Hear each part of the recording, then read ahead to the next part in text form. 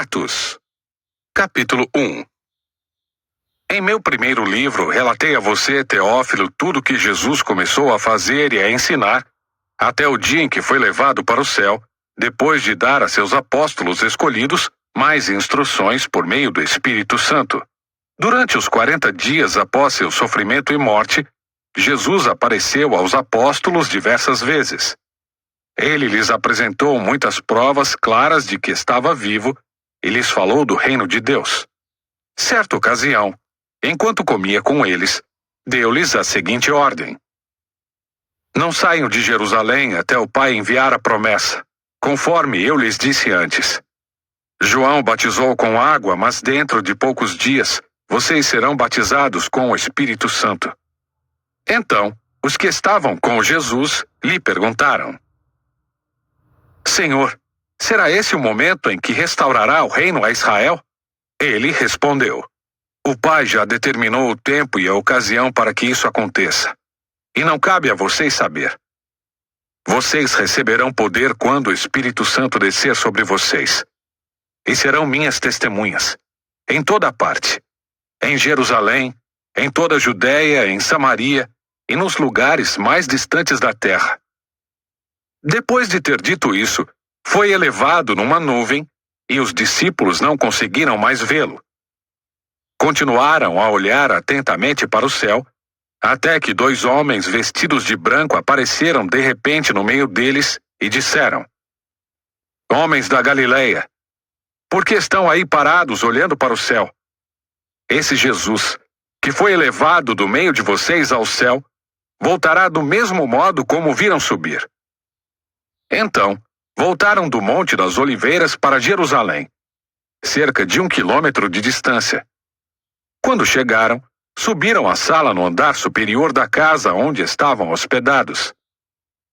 Estavam ali Pedro, João, Tiago, André, Filipe, Tomé, Bartolomeu, Mateus, Tiago, filho de Alfeu, Simão o Zelote e Judas, filho de Tiago. Todos eles se reuniam em oração com um só propósito, acompanhados de algumas mulheres e também de Maria, mãe de Jesus, e os irmãos dele.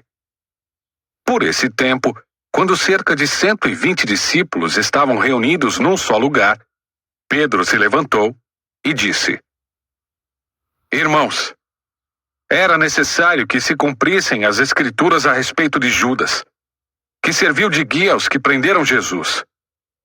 Esse acontecimento havia sido predito pelo Espírito Santo, por meio do rei Davi.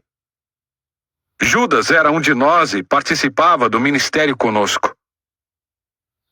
Ele comprou um campo com o dinheiro que recebeu por sua perversidade. Ao cair ali de cabeça, seu corpo se partiu ao meio e seus intestinos se derramaram.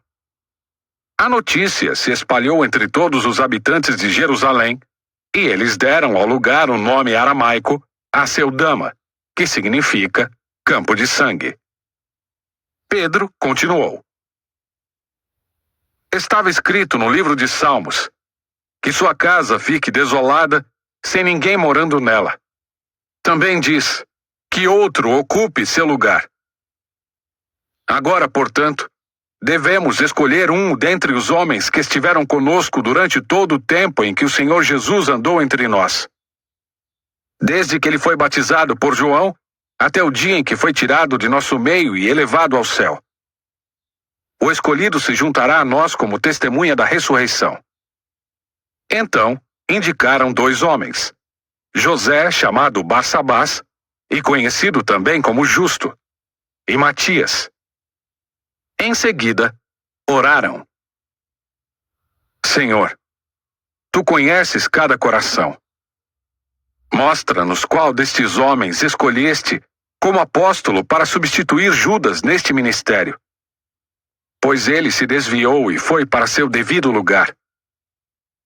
Então lançaram sortes, e Matias foi escolhido como apóstolo, juntando-se aos outros 11.